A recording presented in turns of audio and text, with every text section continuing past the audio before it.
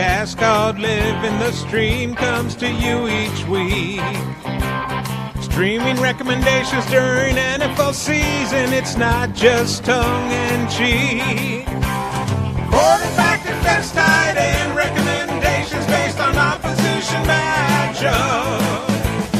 Here are your podcast hosts, JJ Zacharyson and Danny Carter, Living the Stream. Welcome, ladies and gentlemen, to another episode of Living the Stream. I'm JJ Zacharyson, the late round quarterback, and I'm joined, as always, by my lovely co-host, Denny Carter. Denny, what's going on, man? We're the hat bros today. Both of us wearing hats. It's like a hat vibe. Like true podcasters, okay? Yes. Like you're not a podcaster unless you have your hat turned around, actually. So I'm gonna keep mine forward just so we're not exactly the same. But you are a true podcaster with that. I wish I could rock hat forwards. But I can't anymore. I've realized my head is too large. My hair needs to be a very particular length to be able to rock it forward. It just looks bad. It looks stupid. And so I have to wear it backwards. Like I'm a, 20-something-year-old when I'm not a 20. Like what is it bad that I wear a backwards hat? Like I wonder this because I'm now in my late 30s. It's 37 late 30s. I'm in my late 30s. It's late. Yeah. Yeah. It's late. I'm now in my late 30s, and I am by far, people who live around me and stuff, my neighborhood, or when I drop off, CJ at daycare, I have a backwards hat on often because I'm not showering before I do some things. Right. And I can't go with bedhead because my hair gets out of control after I sleep. And I do wonder what people think of me wearing a backwards hat. Do you think it matters? I'm conflicted. I am 21 years older than you. No, I'm 5 years older than you. So I also wear a backwards hat, one of those like running hats, like sweat wicking hats. Yeah.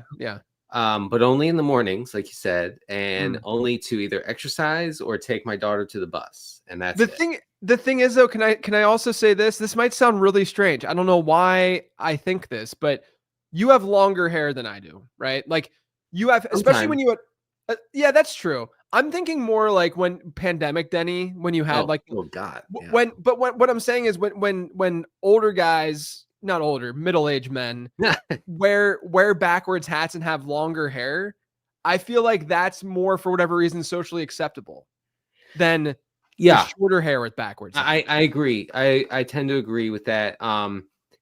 I feel a little silly sometimes wearing a backwards hat, but really it's just to keep my hair in place, man. Like my hair is like very fine, like it always has been, right? And so it just goes everywhere, and it's in my face if I don't have product in it. You know what I mean? Sure. So I put the hat on just to keep it in place, and sometimes I don't like to look at the bill. Like right. The bill's right over me. Like when I work, I just flip that thing backwards. Yeah.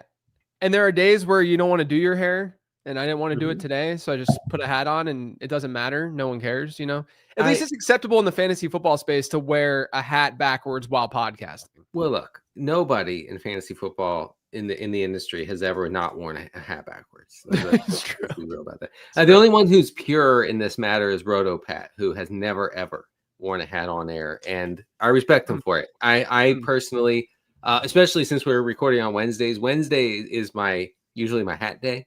Just so folks know. Yeah. So I am going to be wearing a hat more often than not this season. So speaking of which, two things. The first thing is, this is more administrative, but people have complained in the comments section about this being a Wednesday show, like on Spotify and stuff like that. We get it. We understand. You can obviously go to Patreon and get the picks if that's really what you're looking for as a streamers and you're not just trying to be entertained. You can obviously go on the Patreon. We post those on Tuesday each week. We just don't have the time. And honestly, I don't know about you, Denny, but it's been great for me to sort of spread things out this year a little bit. It's so nice. Let me tell you. And I told folks this on our Living the Stream Facebook page, which is very active. You all should jump in if you want the community aspect there. I told, last week I said, look, I know the Wednesday thing is bothering people. I see the comments. I get it. We're really primarily an entertainment show, but like we publish the picks on Tuesdays if folks really want to grind those, and that's fine. Also, I don't know if you guys know this, JJ has his own podcast. You have your show too. I have my own pod. we do things outside of this show now. Not now. I'm getting word. No, wait, for the last 10 years. So, I think you can glean that information from other sources as well. Yes. And the other thing that I wanted to bring up, and this is what I wanted to make our opening topic for today. I don't know how many of you guys know Ron Stewart, who's part of the fantasy football space. I've gotten to know him over the last couple of years. I met him on Overzet's channel. We did a show, like a rookie draft a couple of years ago, and he's been on Perspectives, and he's a really good dude, young guy in the space. He's still in his like early to mid 20s, young guy in the space, sharp, like very smart guy. And I wanted to discuss what happened on Twitter this past week, actually yesterday, because there's a lot of layers to it. Okay. So Ron goes out and tweets. So there's a tweet from Underdog that's like a status update / news blurb, right? And it says Mike Tomlin, Caleb Johnson will probably not return kicks in the short term, right? Everyone knows that. Everyone's been sharing that note. So Ron quote tweets and he said, "Dude's 224 pounds and runs a 4.57. WTF was he doing back there to begin with?" Right, which is a very fair. Yeah. Why was Caleb Johnson a kick returner? I mean, I think the real answer to that is probably that they wanted to dress him, and that was their way of dressing him. But regardless of all of that, the point of this is that when Ron said 224 pounds, he wrote it out as LBS, right, for pounds, but he actually wrote it out as IBS. And it was lowercase. So we saw the dot above the I. Oh no. Okay? And someone responded and said, "Hold up. Do you think the L in pounds, like the abbreviation, is a capital I, LMAO?" Okay. And then Ron quote tweeted that, like, I think hours later. Like, I think it was there was a period of time where he was probably contemplating how he should handle this. And he said, "Confession time. Yes, I thought LBS was a capital I BS. No, I did not graduate with a bachelor's degree or better. No further questions at this time. Thanks." And then he goes, and on Twitter, you can search for tweets from an account, right? Yeah. And right. he searched tweets from his account that just said IBS from Ron Stewart. It's just years of tweets. Oh no. Years of tweets of him tweeting IBS. And the reason I'm bringing this up is not bury Ron. No. It's actually to glorify Ron. It's to say, yeah, this is actually an amazing, like the fact that a human being can go out in public and just own something that is the most, quote unquote, blonde thing that I've ever seen. Like I've seen in a really long time, at least. Like to go out there and own it the way that he owned it and to be self-deprecating and make fun of himself deserves so much love and praise, because I don't think I could ever do that. I don't think I could do that to that degree. When there are receipts out there online, you have to fess up and you have to acknowledge it yourself. Like politicians have learned this over time, being and they mock themselves for simple mistakes or mistakes they've made several times. The important thing to remember is that nothing matters when it comes to mistakes, because no one is ever held accountable, especially in fantasy football. So it doesn't matter, Ron. You're good. You're cool. No one cares that you did the IBS thing forever. And honestly, I respect you for fessing up to it so readily. There were some really good comments too. Like Josh Norris said something along the lines of like Ron thinking that every player has irritable bowel syndrome. There was I responded. I said, "You know what? Hell yeah!" That's all I said as a response. But like, you're right that like someone would find the tweets of him just saying IBS over and over and over again. So you probably should lean into it. And we've probably been a similar, maybe not to like this degree, but situation where you got to just like be like, "Hey, I did this incorrectly or I did this wrong." The thing with this one though is that like it's just so like. Fortunately, it's something that's completely innocent and it's super irrelevant. Whereas some people can get away with or some people have to own up to like legit bad mistakes that harm people, right? Right. And they do, and then people forget about it. So people will forget about this, but I gotta give Ron a shout, not in a negative way, in a very, very positive way here. No, he handled that. He handled that well. And you have to remember something. People like to watch others fail more than they like to watch them succeed. So Yeah. like when we have a bad call on this show and we mock ourselves online or on the show, people will they delight in that. Okay. Yeah, they love it. Like very few people are out there being like, I want to congratulate people on doing a good job. No, they want to tear you down. And if you make a joke out of them trying to tear you down, then they can't do it. Then you deflate their, what they would do otherwise, kind of their attacks or whatever it would be. Yeah. Check out Ron's work, by the way, on his YouTube channel. He's very active on YouTube, does really, really good stuff. Speaking of that, Denny, there was a post on Reddit that I had seen because someone pointed it out to me. And it was someone that was like, why do fantasy analysts, when they get things right, they victory lap and they never talk about what they get wrong and blah, blah, blah, blah, blah. And it's not wrong though, right? Like people, but what's crazy to me is that I think that like listeners, readers, consumers are going to appreciate you more if you are just transparent. Mm. Yeah. Oh yeah, for sure. But the other point I got to make, and I say this all the time, like this show that we do with Living the Stream, we have a weekly, like, you got this right, you got this wrong, right? Every single week. Like, did we get these picks right or wrong, right? It's week 2 right now, and people want you to go on your podcast and say how wrong you were about Amari and Hampton, and it's like, can we just wait about like the pre-draft takes to the, until the season's over? Like, we're wasting energy and time by dissecting what we got right and wrong as from a draft perspective, as opposed to like, okay, yeah, we really screwed up Michael Penix last week as a sleeper or as a streamer. So we know that because it's concluded, right?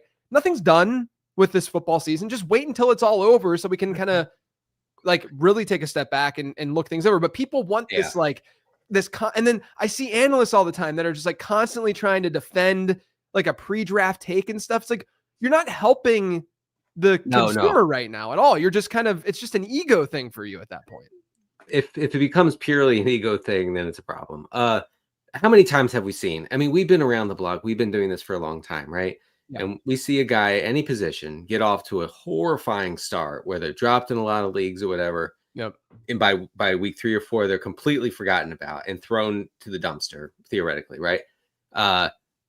Then week 10 comes along and they're hot, and then week 12, and then week 14, but no one's talking about it. Like like they're like, oh yeah, this is what we expected from player X. This was always going to happen. Like, no, you buried him, and that's that's okay. I bury players as well. I did that with JJ McCarthy the other day on the Roto World Football Show. But it is funny how we still do that every single year, despite the same thing happening every year where guys come on later in the season. Yeah, and I think the thing that annoys me about it is just like the generalizations that people make stemming from some of these things. Like right now you have Amari and Hampton, Ashton Genty, Travion Henderson, and RJ Harvey all just wildly underperforming versus where they were drafted, right? Yes. Right, just like not great. And so people are like, this is why you don't draft rookies. It's like, no, stop. This is a very individualized, all 4 of these things are just happening at the same time kind of thing, right? Like for each individual reason, Amari and Hampton, I mean, how bad has the Chargers offensive line been, number one, right? So like there's something going on there, but also Hampton hasn't looked exactly the part yet. Ashton Genty, same exact, you could argue, situation and reasoning. I think Genty's, I'm almost more concerned about Genty because I thought Genty was like that good of a prospect. You know what I mean? Like just versus expectation. Yeah, but regardless, Travion Henderson has these holding calls and goes to the doghouse. RJ Harvey is just getting Sean Payton right now. Like Tyler Bidet is the reason why RJ Harvey hasn't been more unleashed than he has, Right. And so like there's these individual reasons. Can we stop generalizing all the time with everything when this is very clearly just an individual? Why aren't we throwing Bashal Tootin in there? He looks great. He's been fantastic. Fine. Yeah, Bashal Tootin. All roads have always led to Bashal Tootin. Yeah, I feel it is inevitable. One thing about Hampton, and we can get on with the show. Underdog's Josh Norris, who I used to work with at Roto World, a while ago, he compared Amari and Hampton to Latavius Murray. And I thought, and I just sort of filed that away. And I watching Hampton the other night against the Raiders, I thought, oh no, Josh looks correct. The way he's so upright with his running. Upright. Yeah. It doesn't look good, JJ. I feel real bad about taking him in a couple of weeks. But here's the thing. I don't like, I have my Zap model, and he looked great in the Zap model. I know. Okay? I remember. And I know that that's just a model, and there's going to be misses like Trent Richardson too, Oh. But like I cannot in my heart of hearts. Okay. Just completely be over a dude after 23 American NFL rush attempts. I get that. It is absurd. Like, you can say, like, look, he's lowered in my rest of season rankings versus my pre-draft rankings. Like, he's not where I had him pre-draft. Of course not. But this idea that he is he might end up being bad. Okay. We know that's but this idea that he's already there is what has been driving me.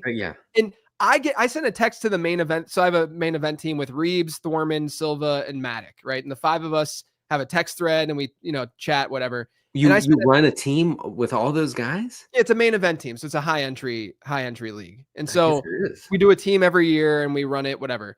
And I sent a text this week to them and I said, I get more tilted, not at my own analysis being wrong or my team's, S-ing the B or anything like that. I get more frustrated when I go to Twitter and I just see complete insanity from people. And I go to my Discord and Patreon members are tilting beyond belief. And I'm just like, guys, this is not healthy at all. That's what tilts me more than the actual thing that's going on. I understand that. The Hampton thing is so bleak. I just gotta say it's super bleak. I'm hoping that it's not as bleak as I think it is. There was a point I wanted to make. Oh, here's something to hang your hat on. Okay, we both have hats. We're gonna hang it on this. Hampton is breaking tackles at a high rate. It doesn't matter, but he is. So you know why? That's something. Why? Because he's a big-bodied bruiser, and their offensive line has been horrific. It's been so bad. Okay. Here's the thing, though. The Chargers don't have anybody else to take his job because Najee stinks.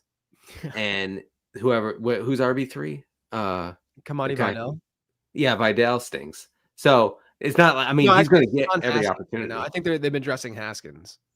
Good grief. They just have big, all they care about what a bizarre season for the Chargers so far, which they've become, this super pass oriented team. And they were down the stretch last year. So it shouldn't be that much of a shock. What's the shock is that they are by far the number 1 team in pass rate over expected. I know. By far. And I think it makes sense from a personnel standpoint and what they have, but it's still a pretty shocking thing. By the way, if folks see me rubbing my shoulder and back, it's because I recently changed my golf swing and it's really messed up my neck. So it seems like a poor trade-off. Yeah, I know. I'm actually hitting the ball a lot good better. Golf swing or bad golf swing and good neck. Right, I'm actually hitting the ball a lot better, but wow, my whole area here with my neck is hurting. So, all right, let's look at week 2, Denny. We had, I think, the worst week in Living the Stream history last week. That's tough. Literally. And I gotta say, I was the one who pushed you to make Daniel Jones a deeper play. Yeah, well, I just like the rushing, but I didn't feel super strongly about it. Okay. It makes me feel a little bit better because he's the only quarterback that did anything. He had 22.8 points because we had Geno, we got bad Geno on Monday. Terrible Geno. You get these games from Geno where he's brilliant and then he's just horrific. God, the Geno heads on Blue Sky were down horrific. Oh, so of course it had to happen on an island game. Good Lord. He looked like the worst quarterback in the NFL on Monday night. He was horrible. Michael Penix they didn't have to do much against Minnesota because JJ McCarthy was so bad. So Michael Penix only had 5.3 points. Yeah. I was hoping that he could maybe find the end zone. In hindsight, okay, we love our hindsight analysis, but JJ McCarthy was never going to force the sort of game flow that we needed for Penix to get there. Yeah, you're probably right. And then we had Flacco as a deep play. He had 8.8. So it was really bad. We had Dimes. We've had him now 2 weeks in a row, but we didn't have him as a main streamer. So our Frankenstein's looking real rough right now. Tight end was actually pretty good because we had Juwan Johnson who scored 16. Harold Fandon had 10. Chig had 7.5. That's fine. Brenton Strange had 4.7. Hunter Henry 1.9. On defense, I will say I'm very proud of my Seattle call on defense last week. Yeah, that was good. Yeah, the 22 points from Seattle, 13 from New England. That was another really good call. San Francisco had 5, and the Rams had 8. So defensive streamers were great last week. Tight ends were whatever, and quarterback was probably. I mean, this was, and I know we make fun of the Nick Foles Week 3 game, but Nick Foles Week 3 actually scored like 9.8 points or something like that. Like he wasn't even like that bad that week. Yeah. For those of you who never listened to the show, that happened in what year was that? Like 2013. Yeah, something like that. 15. 15? Yeah. And we always joke about it because in that game, the field literally caught on fire before things started. And we were really hype about Foles. I had a tweet that I had sent out that said like something about it being Nick Foles week before the game started, and it was against Pittsburgh, and we were so sure. It was such rock solid process, and I will stand by that until I die. Yeah. So let's hope that we're better this week. I mean, I don't feel like amazing about the quarterback plays, so we will see. Denny, do you want to kick things off at quarterback? I mean, we have Danny Dimes, Indiana Jones. That's you true. know, I feel like he's a really good play against Tennessee. The Colts are 3.5-point favorites. The Titans are kind of profiling as a pass funnel. They're facing the 4th highest pass rate over expected through 2 weeks. Then there's the rushing. Jones has 6 rushes inside the 10-yard line. Only Josh Allen has more among quarterbacks. Actually, only 2 players have more overall than Jones inside the 10. 13 rushes overall over 2 games. And so you know what we have, JJ? We have Daniel Jones can get 6-7 rushes per game. Can you explain this to me better? I wish I it's could. hit my house now, and Avery doesn't actually know what's going on with it, but Amanda does. Amanda's like all about it. Just 6-7 has hit JJ's house. Unfortunately, this is just it's. I now understand what my parents felt like whenever we would come home and just say the most random stuff. You know what I like though? Here's what I like about 6-7 is that we used to have like cultural things that like spanned across, like society, like socioeconomic sections, like the Macarena. Okay, like everybody like did and talked about the Macarena in the summer of 1996, I think, right? Yeah, you don't get that anymore because there's no monoculture because it's all split up into a trillion pieces. Yeah. So to have one thing that dominates like the children's discourse, the young people's discourse, I don't mind that. I don't understand it, but I also don't mind. Yeah, Gangnam Style was another one that Index Suspicion's calling out. Yeah. It's almost, it's like when Game of Thrones was big and we were all watching it live on like you don't experience that anymore. Like it's just really difficult to experience. And I miss it. I mean, maybe I shouldn't miss it. Maybe someone can explain like, no, the monoculture is bad and restrictive and destroys your imagination or whatever. I grew up with it, so I guess I like it. I wanted to mention one thing about Daniel Jones. Only Lamar and Justin Fields are averaging more fantasy points per drop back than Daniel Jones this season. Yeah. It's crazy, man. It's crazy. All right. I'm gonna go to Sam Darnold first. I think Darnold, of the guys that I'm gonna be talking about, is probably my favorite play. Okay. He gets I just think he's like forgotten about as like a player that could be viable. Came off this Pittsburgh game. I thought that he looked good. He didn't score a ton of fantasy points. He had like 15 or 16. But if you look at this from a process standpoint, Seattle has the 8th best implied team total on this week's slate. New Orleans so far this year, it's only a 2-week sample, but when you adjust for the opponents that they've played, they're a top 10 matchup in adjusted points allowed for quarterbacks. So look, if Seattle has an implied total over 24 points, if they get to that mark, Darnold is going to be fine from a fantasy perspective. They have a pretty nice schedule upcoming just in general. I've become like Seattle pilled a little bit over the last couple of weeks. I like what they're doing. Yeah. I like the plan. I think Mike McDonald's a really good coach. I could see him coaching there for like an insanely long time. Yeah.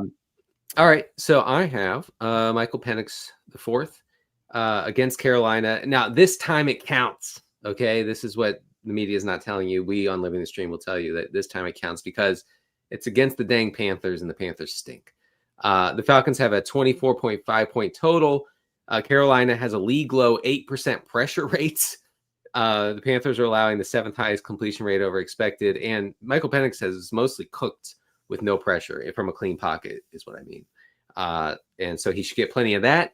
I think you could do a lot worse than Michael Penix. So I have like a few that I'm going to throw at listeners really quick because, I think that there are deeper plays, but there's one that I think is a normal play if certain things happen. We'll go with that one first. Okay. Aaron Rodgers. And I say the thing that needs to happen is Christian Gonzalez needs to not play for New England. He practiced today, and that would be bad if Gonzalez is playing because, dude, I mean, on paper, again, 23-point implied team total for Pittsburgh.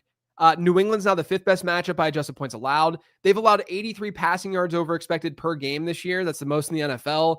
The Steelers have been more pass heavy than expected. They have a pretty neutral pass rate over expected so far this year. If Christian Gonzalez is not playing, I trust this matchup a lot more.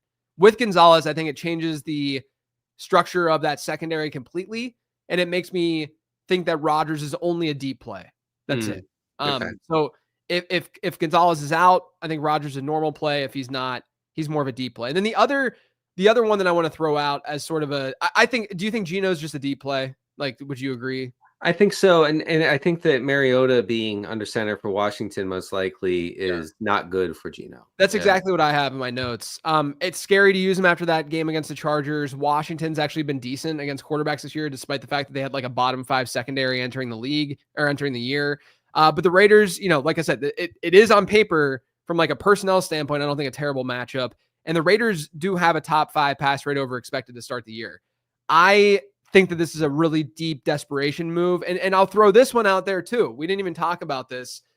Arizona's secondary is really banged up right now. Yeah. I think I would just play Mac Jones over Geno Smith at this point. And the Cardinals are a pass funnel. It's lining up for a nice Mac Jones week. Yeah. All right, then we'll throw Mac Jones out there. We'll go Dimes, Darnold, probably Penix. Yeah. Probably Rodgers if Gonzalez is out, but I'd play Mac Jones if Gonzalez is in, I think. Mac Jones has a nice, solid floor. He was fine last week against the Saints. Yeah. I mean, it's a good system. What if Mac Jones actually is not that horrible?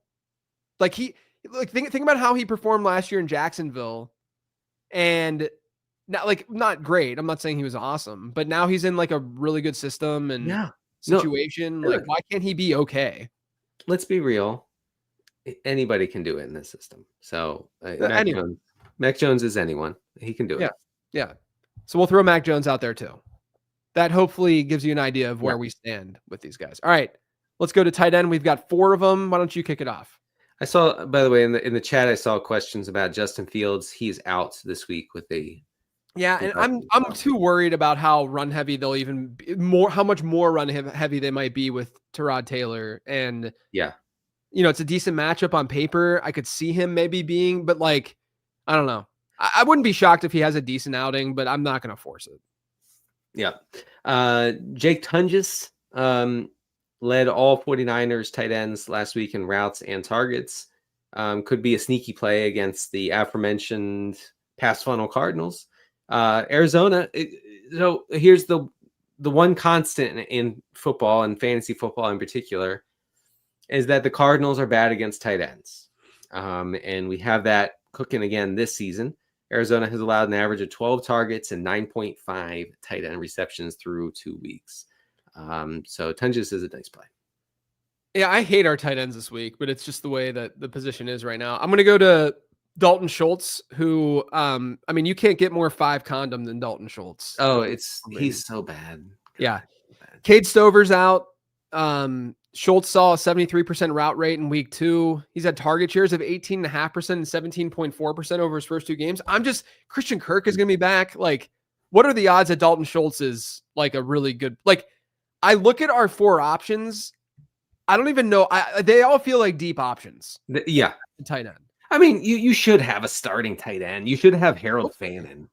Yeah, Fannin or Jawan or something like that. Yeah, right. Yeah, we've talked about them enough. But yeah, I'm not. It's not a scary defense against Jacksonville, but I'm not overly excited about Schultz. Do I have Jatavian Sanders or do you? You do. Okay. Yes. Do you think Sanders is our top tight end streamer this week? I don't think so. Do you think it's Tunges? I think it's Tunges. I think you're probably right. Yeah. It's Tunges' season. Tell your family it's Tunja season. Jatavian Sanders against Atlanta. I expect a lot of passing here from the Panthers. Bryce Young leads the league with 99 dropbacks. That's insane for 2 games. Are you kidding me? Yeah. Atlanta is stopping the run so far. So another bad spot for Chuba Hubbard. Another good spot for volume-wise for the pass catchers for Carolina. Don't worry, Chuba will get a garbage time receiving touchdown again. Yes. I mean, get out of here with that. The Chuba fade has been so on point, and then he just gets bailed out at the last second, wide open in both games at the end of the game. Get out of here with that. It's actually painful. Yes. To witness. Here's why I don't think Sanders is the top play, because he's through 2 games, he's only running 65% of the routes to Tommy Tremble's 35%. I think that would need to be a larger share for Sanders to get there. He is being targeted on 20% of his routes. So basically, like Ted McMillan, like I know he doesn't like to be called that, Ted and McMillan, Sanders, maybe even Hunter Renfrow, like all of them are not commanding targets at a high rate, but the volume is there. So I think they're interesting. So Sanders is interesting. You can do worse. Hell yeah. Yeah. And another guy that you could do worse with, Brenton Strange. I was looking into Brenton Strange for the show, and I'm like, I thought I was going to be more excited about this play. I mean, it's like, they have an okay enough implied total. It's like 22.5 points. But, he had an 84% route participation rate last week. That was up from 70% in week 1. So, like, the route rate was there, but 13% and 12% target shares across his first 2 games. I think it's fine. I do think that Strange is a more attractive option when we know Travis Hunter is going to see the kind of work that he did last week and not week 1. Even though I know Strange had a better game in week 1, but there's also a little bit matchup driven, I think. But regardless, Strange is fine. He's in that Dalton Schultz range. But I'm not overly excited. Yeah, I mean, the key is here that you should have gotten Juwan Johnson or Harold Fannin in week 1. Yeah. Cole Kmet, we wanted to mention him against Dallas. The process says we want tight ends in high-scoring games. This has a 50-point total, this Bears-Cowboys game. I actually kind of obsessed with this game. Second highest of the week. Kmet is 12th among all tight ends in pass routes through 2 weeks, mostly due to volume, just sheer volume. Playing well ahead of Colston Loveland, for whom I guess it's over. I don't know. What's your take on Loveland? Here we go. Burying the rookies. Is it over? Here's my. I have a take. I have a hot take. Fire take. I think this is the week that we see. Maybe not with Kmet and Loveland, but I think they're going to use more Luther Burden this week. Like I think that they're going to finally start to shift things around, because they got to start to do more in general. Yeah. I mean, the defense is the problem, if we're being honest, though. A bigger problem than the offense. I know, but the defense is so bad. It's great for these. Oh, it's great for Caleb Williams is a great fantasy quarterback. Like people can say what they want about him. He's a top 10 fantasy quarterback, and I love it so much. I love it. You can say what they want. You mean that he's terrible. That's what you mean. I don't care. I drafted him in redraft this year a lot. Yeah. Now I get to use him, and he's scrambling a lot, and they're going to have these negative game scripts because their defense is absolute trash, and he has good wide receivers, and that's all I care about. He's going to run with good wide receivers and a negative game script. Give me that all day. Absolutely. Look, at least, he's the anti-Trevor Lawrence. Like both Lawrence and Caleb, this is me speaking for myself. Both Caleb and Lawrence, bad. Obviously, never been good. But at least Caleb gives you something. Lawrence gives you nothing. So I prefer Caleb very much. Yeah, Caleb at least has something to him. Yeah. Trevor Lawrence is dead on the inside. When I wanted to mention, Dallas gives up 6.5 tight end receptions per game. Cole Kmet in every league. No, I'm kidding. Only if you're desperate.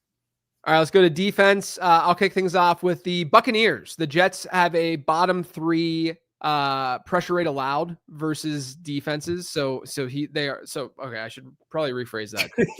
They have been very good for opposing defenses to get to the quarterback so far this year.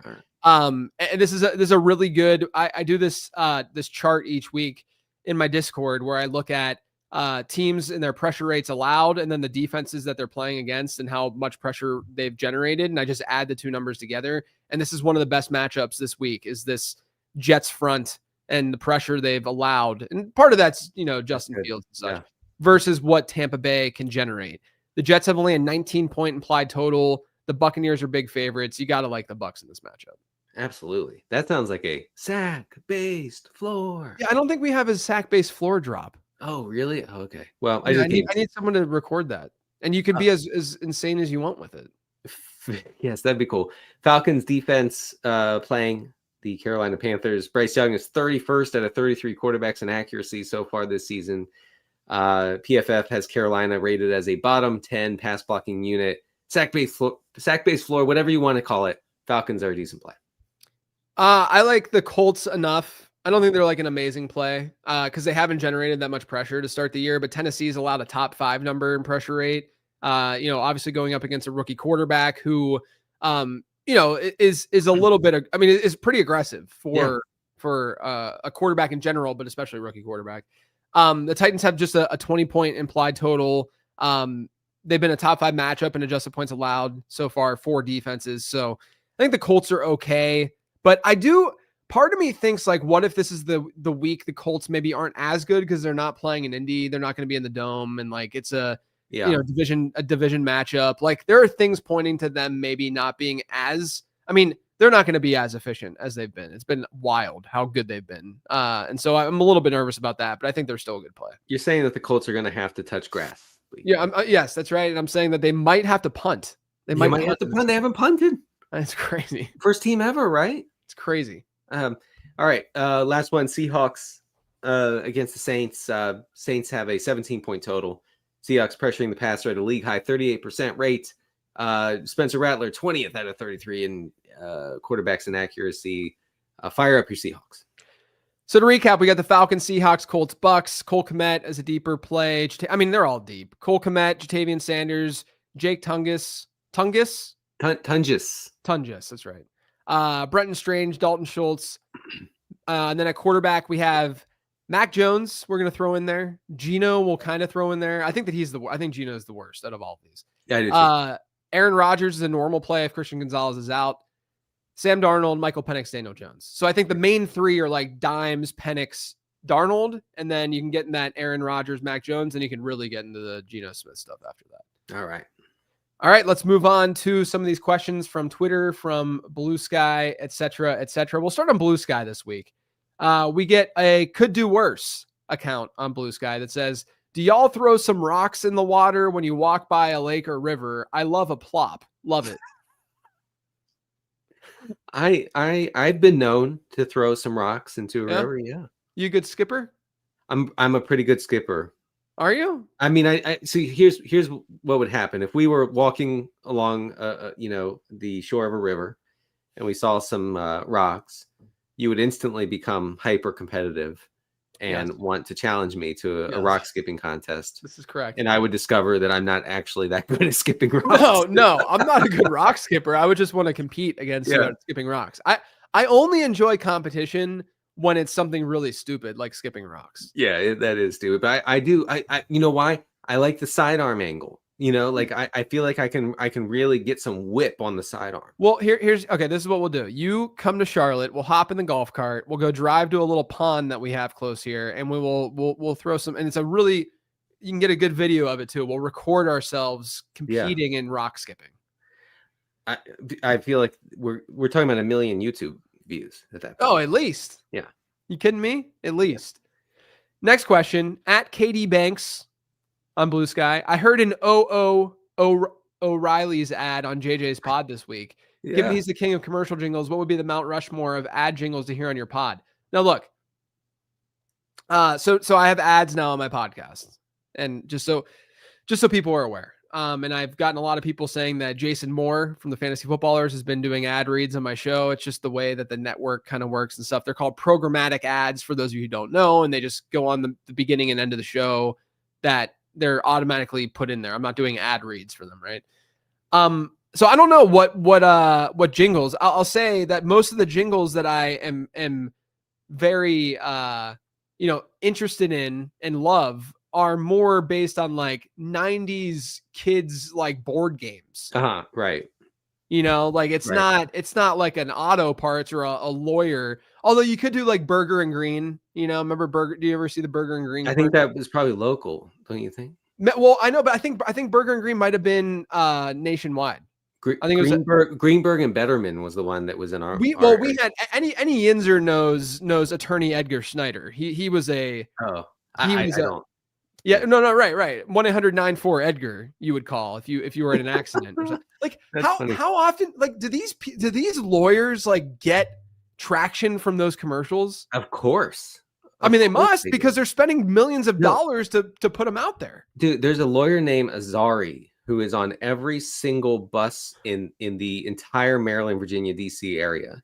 Yeah. And I guarantee you that guy is seeing insane business because you can't drive anywhere in this region without seeing Azari's face. Do you think a lot of it is like this psychology driven thing where it's like someone's in this traumatic event in this accident, right? And they don't know what to do. And they're just, that's the way their brain works. Wow. They just remember something very quickly because they're in this state of trauma.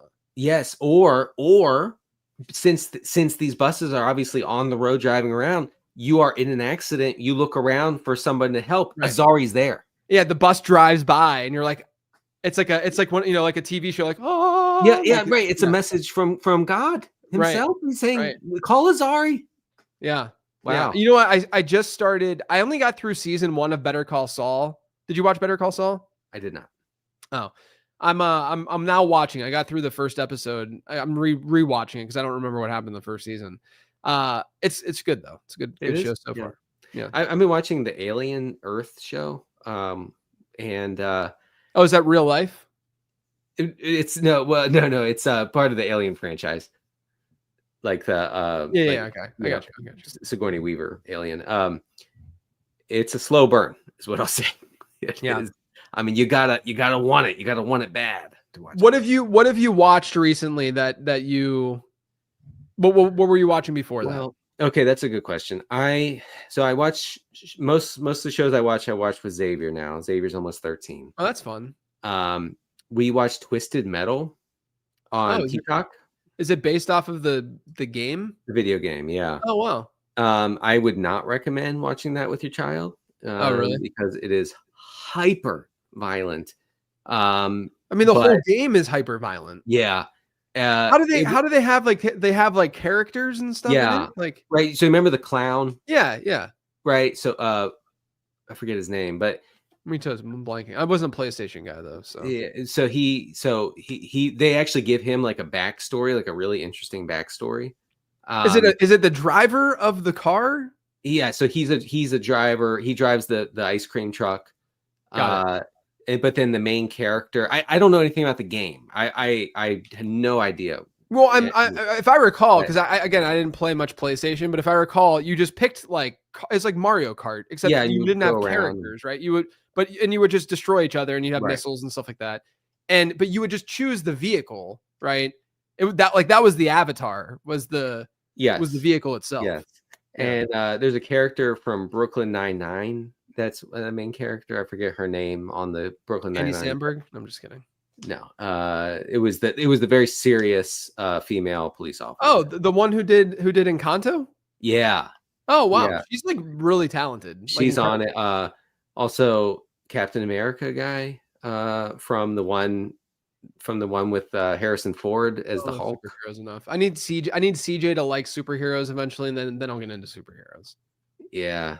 I had to watch a lot of those. Twisted Metal is interesting. That's not the show I thought you were gonna say at all. No, I mean, but Xavier likes his violence in HD. So did you watch the documentary on Netflix about the I can't remember what it was called, but it was the person who was texting anonymously and I know about it. Oh man, is that jacked up? I heard my sister-in-law told me about it, and oh my, we're not going to ruin it, but folks, check it out. It is one of the most screwed up things. And also Mallory said Stephanie Beatrice. That's right. I forgot that's who did the Mirabelle and such and Encanto, and apparently in Twisted Metal as well.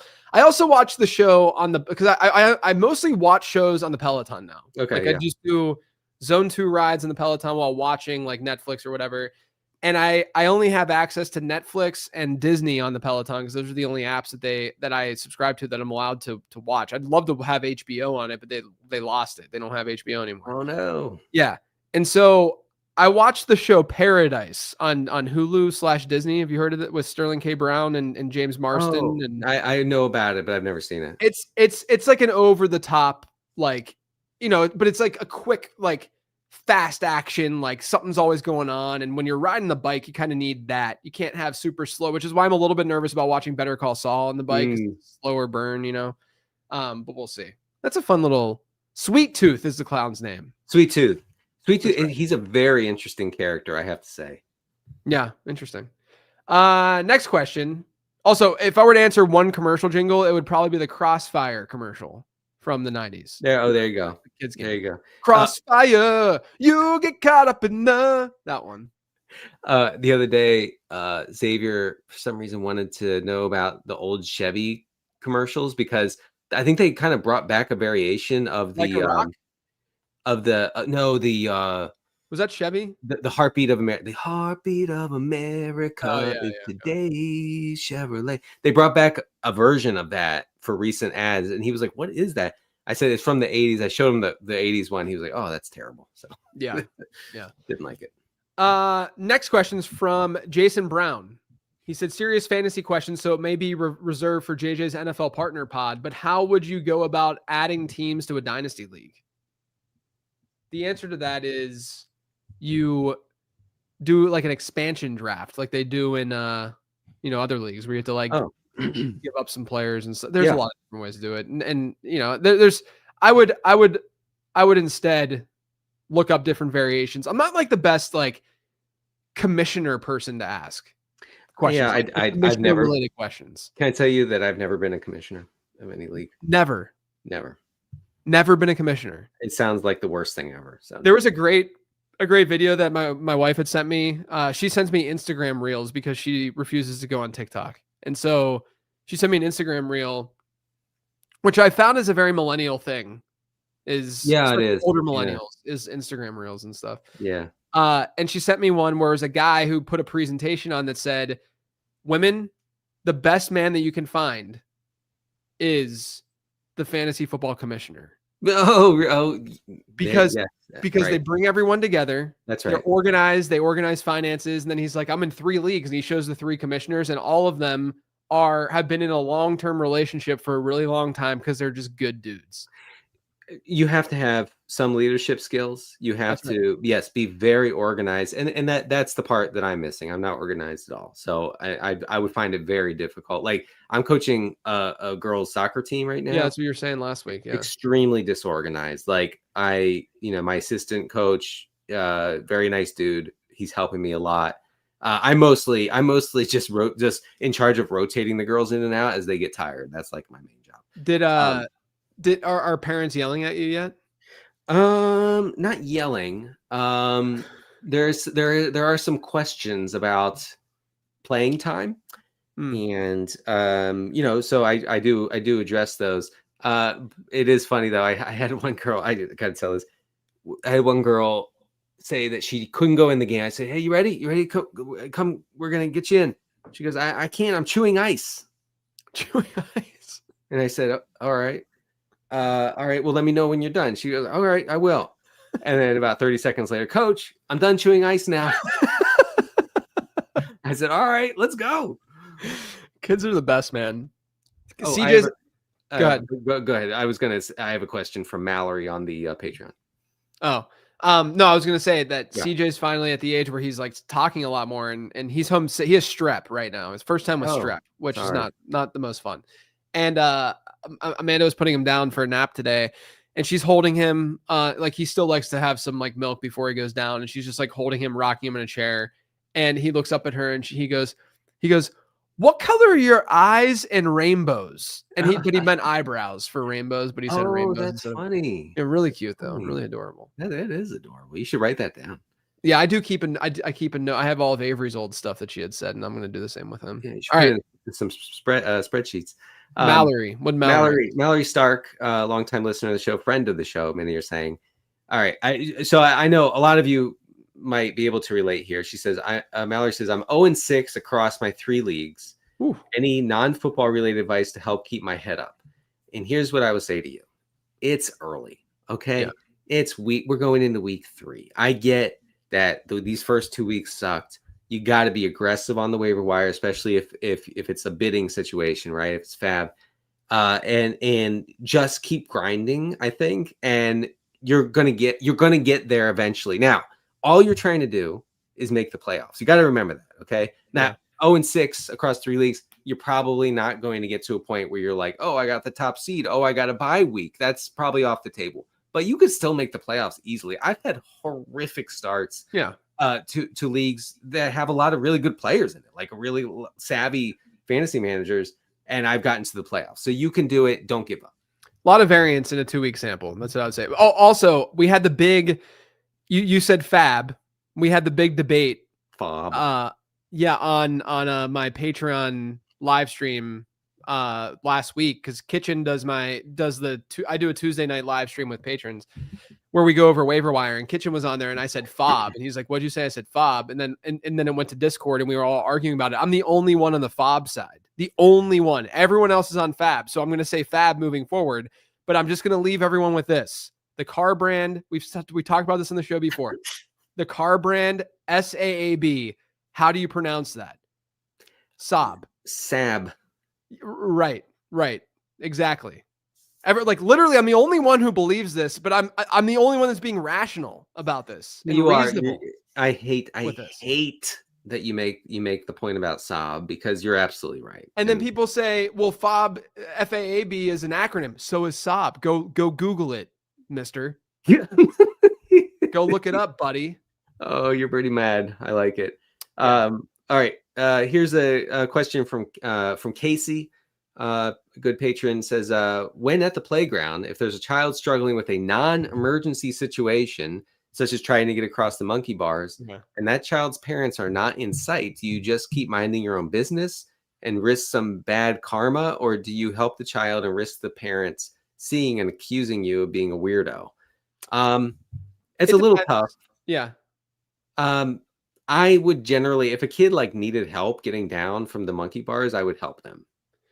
I would agree. And if it's something like, hey, can you spin this little thing that I'm on to make it go, spin around or whatever, I'll spin it, whatever. I generally have found in those situations, if kids are playing with my kids and and I'm playing with them, and they want to be chased in a game of tag, I've generally found that parents are cool with that.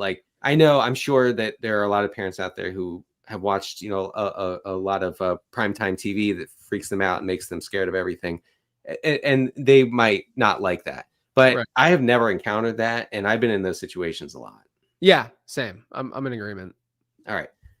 What do you have from social media? We got Twitter questions. We have Justin actually sent us a few that are pretty good. So we'll say we'll start with this is a good one. At Justin White VA.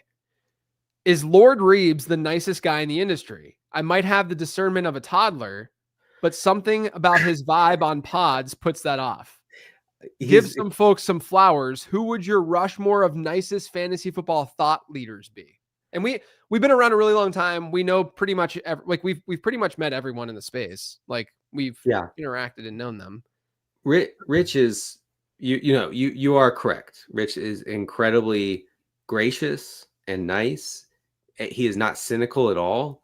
I think that it's actually helped him a lot, through the years, rise up to the heights of the industry. I don't want to, I'm trying not to make it weird and call out only certain people, but there are particularly super nice people in the, Jake Tobridge is extremely nice. Oh, Jake is great. That's a good call out. Yeah. There's two people that came to mind for me that have been in the space a while. Bob Harris. Yeah. Bob's got to be my 101. I think he's the nicest. He's incredibly nice. The other one I think is Andy Behrens. Yeah, God, Andy's great. Yeah. They're no one will ever say bad things about those two people. No, Andy's just fantastic.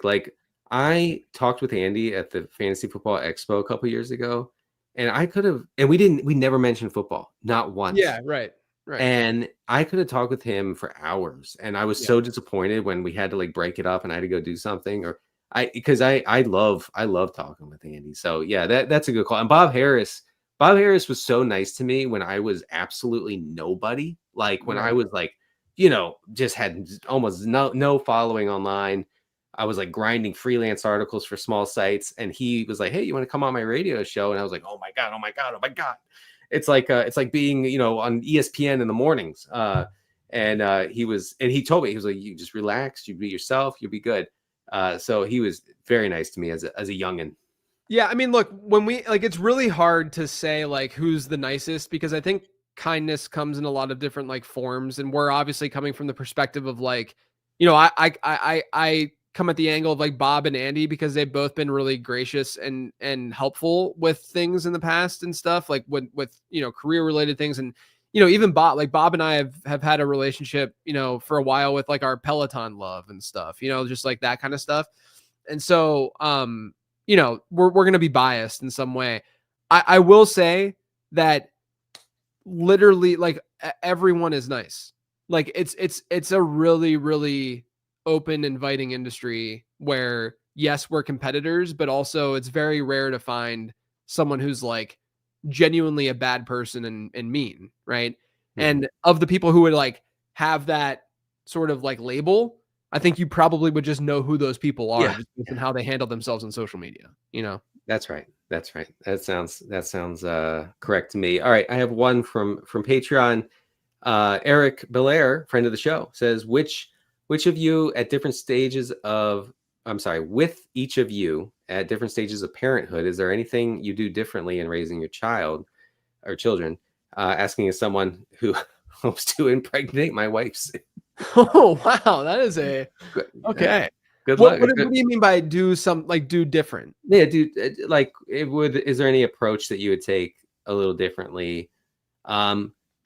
That what we did that we would do differently then? Right. I mean, this could be like an hour-long discussion itself. Yeah.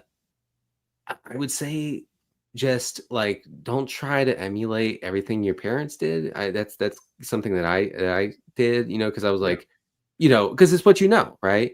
But if you're not like critically thinking about that and like examining it, then you could run into some issues. So don't just like instantly go into like the mom and dad mode that you grew up with. You know what I mean? Yeah. I think that once kids become vocal and they have thoughts and, feelings that they can talk to you about and tell you about, you have to learn. Cause like at first, whenever that started happening, especially with like Avery, I was like, okay, I'm going to parent this way. And this is the way I'm going to parent.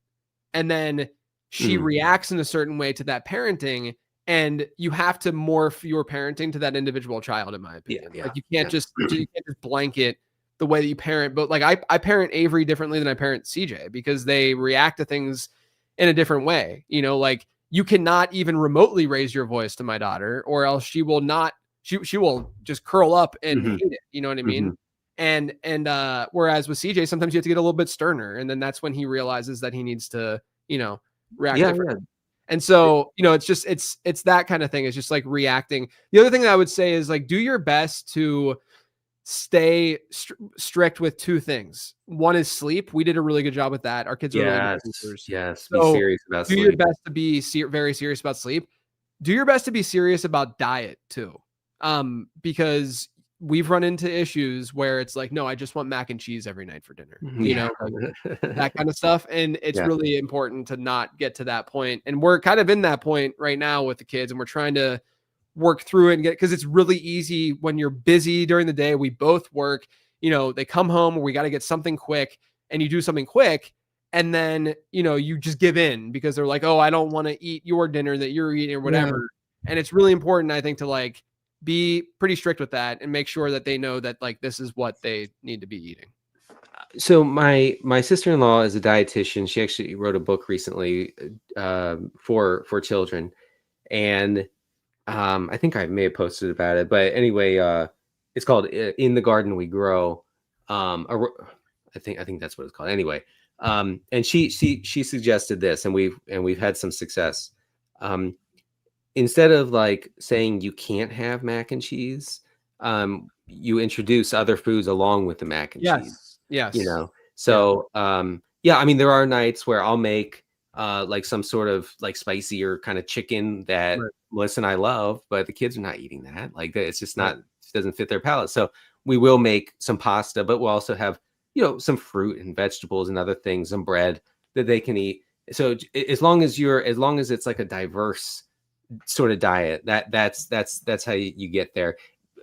We have not had success with being like, you're going to eat this and and that's it. Yeah. I mean Yeah. what you're saying, presenting and saying, not saying you're going to eat this, but saying like, this is your dinner tonight, Right. like handing it that dinner. Right.